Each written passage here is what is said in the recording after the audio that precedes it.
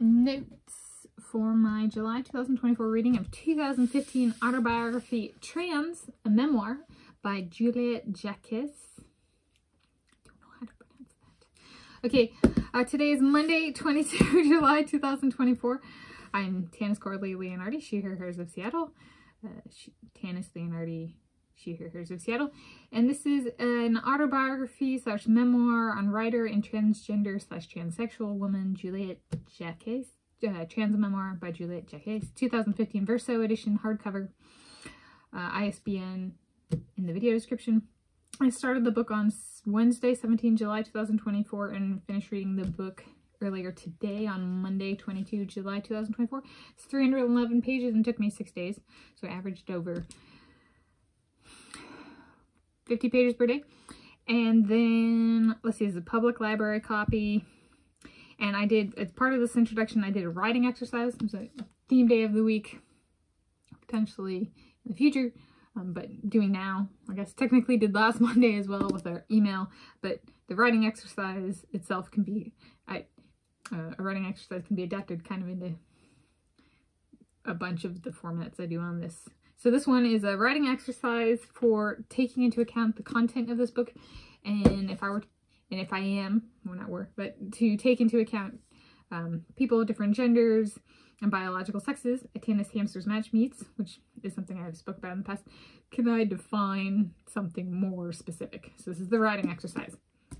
Tanis hamster's match meets are open to any gender and biological sex from match/edition 1. Information printed with results, real name, real date of birth, biological sex, and gender per entrant, minors included. I will not give preference for trans individuals, however they are invited like all other genders. Because of ambiguity over the term trans, for the following I specify as male, female, and intersex or intergender. Then trans may be inferred based on specified combinations. Yeah, so where I'm going with this is a person enters in their biological sex and their gender for a race, and it's printed with results. But instead of defining somebody as trans, they can define it based on the pairing. All right. So for biological sex, competitors have 2 points to input one of 3 options: male, female, or intersex. Inter here means between male or female, as in not exactly male nor not exactly female. This is inputted for 2 points, 1 at birth and 2 at time of competition. Definitions provided on website, so potentially provide this, right? So competitors, people competing or wanting to compete can see online what the definitions are and what to expect. And for clarity, general note, for me, I still consider a female, even if she has had her ovaries removed due to ovarian cancer. And I still consider a male, even if he has had his testicles removed due to testicular cancer. But that's just me, right? The biological sex here is determined by the entrant, not by me. Okay. So if there's a difference between at time of birth and at time of competition, right, there might be a term for that, but you know, each individual specific, so I'm not going to assign that term. Right? We're allowing that to be defined by the entrant themselves outside of that. Right? Okay, for gender, self-perception of one's biological sex. Right, so there's the what one physically is, and then the mental perception of the physical. So self-perception of one's biological sex. There's just 1 point, which is going to be at the time of competition. And options are the same as for biological sex, only for gender. So male, female, or intergender. Okay, so that's my writing exercise. Defined so there's 3 data points. And from those, right, a person could infer that a person might be something other than the 3 terms used, right? However, I'm not assigning that. This allows for them to define themselves. Okay. All right. So that's the writing exercise. Now, book notes, and that's the part of the introduction is the writing exercise. Book notes, including construction and design. I like it's took care and thought went into the cover. It's not yet another picture. Like the vast majority of the autobiographies / memoirs I'm finding are a picture of the person, or of that a significant chunk is smiling. All right, so this took the creative approach, and thought and care went into a visual and a drawing or a cartoon. Page-wise, they were a little bit smaller pages. It was smaller font, smaller spacing, but it was smaller pages. So it was a pretty quick read. Just the page numbers at the top. They didn't do the author name or the title of the book. There was breaks in paragraph, not many though, and yeah, sturdy pages. A little bit see-through, depending on like where I was sitting and reading or lying down and reading and that kind of stuff. But there were sturdy pages, so depending on lighting and reading setting. Yeah. No comments in or few comments in a good way. Okay. Reading notes. I've had some general stuff and then the stuff I flagged. So for as bad as some people may make trans people out to be, their changing of their own birth certificates in regard to biological sex/gender is far less off-putting than the scale and intensity of fraudulent birth certificates by impersonators, such as in sports. Okay.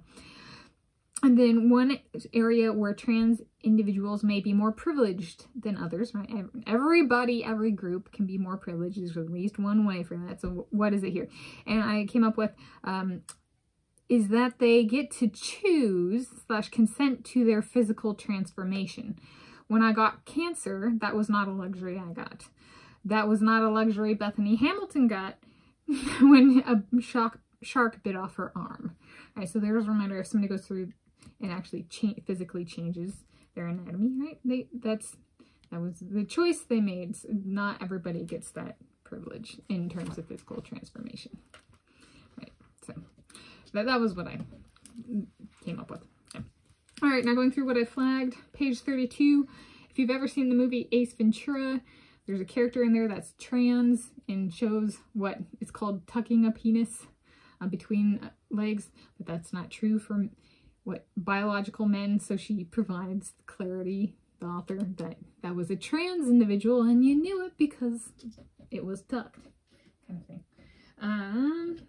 So yeah, and then it went from a she to he or whatever the person was, no longer a she, that kind of stuff. But if you didn't know that about Ace Ventura, it featured a trans individual, but not necessarily in a good way. So she was providing clarity on that.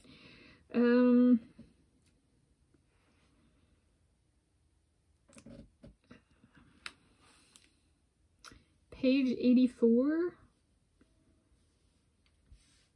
And I think this comes up.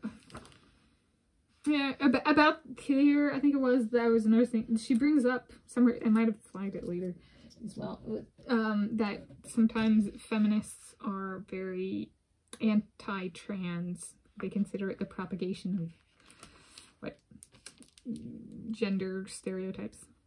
Page 91, YouTube specific. They bring up YouTube's. Well, yeah, YouTube from the beginning was kind of inclusive of the LGBT community, and so, yeah. There, it talks about enrichment, kind of, and I think this one was in relation to feminism, but kind of gaining a sense of self through watching YouTube videos where people do that and share that with other people. All right, page 142. Ah, yes, this one is a good one. Some of you who were reading this with me might have been like, this is gonna flag this one. They bring up the quote, obsession with doing everything now. That death drive. Yes, which is part of a sentence that ends with a question mark. So, but I was like, to emphasize just that segment of it. Yeah, that's culture, isn't it? It's called death-seeking behavior. The always having to have everything, doing everything now. It has to get done now. It has to get done now. It has to get done now. I have to be first. I have to be first. I have to be first. It has to be new. It has to be new. It has to be new. Yeah, that's called the death drive, according to this book. I like that. Okay. Page 161. She does... I'm going to quote, what if transphobia stopped me buying groceries, unquote. I like that. instead of addressing the individuals who are harassing her, right? They all have the same mentality, do the exact same thing, are 100% predictable. Why not just slap a label on it? Because they ain't changing, which is transphobia. There we go. Page 246, another interpretation of a movie or a TV show or something. The interpretation is for a cartoon Roadrunner, and when it runs off a cliff before it falls, it makes it a ways off the cliff before it falls, and like it takes it a little bit of time to notice that it's no longer running on a cliff, like on ground. And it talks about how like there's a delay there in just normal life stresses, right? You can do stuff for a while and you're going, then all of a sudden it's like, whoa, I was stressed back there and now I have no grounding for like support or whatever. And so it's like that cartoon, that's a life lesson right there that applies in real life too. Yeah, it might be stressed at the time, but that doesn't mean you're going to feel the stress. It can show up later. There can be a delay. And then, oh, where is it? I thought this was, yes it is, page 274, Wikipedia. Talks about Wikipedia being wrong. Yeah, it called Wikipedia out on being wrong. It's like YouTube and Wikipedia in here got mentions. So there we go. In conclusion, so I thought it was a good book. Yeah, it was lacking a little bit for my own personal taste on the like self-introspection in a providing, there's perspective provided, however there's not like positive perspective of oneself. It was kind of another negativity focused in a different way than the Demi Moore book, where it was like her own negativity. This was like everybody else's negativity towards her. So if I were to say one is more healthy, there's like negativity of self, right, as opposed to attacking everybody else. So I don't know, somewhere 3 to 4 out of 5 stars I might give this. I haven't decided yet. It marked full book number 29 for me for the 2024 year.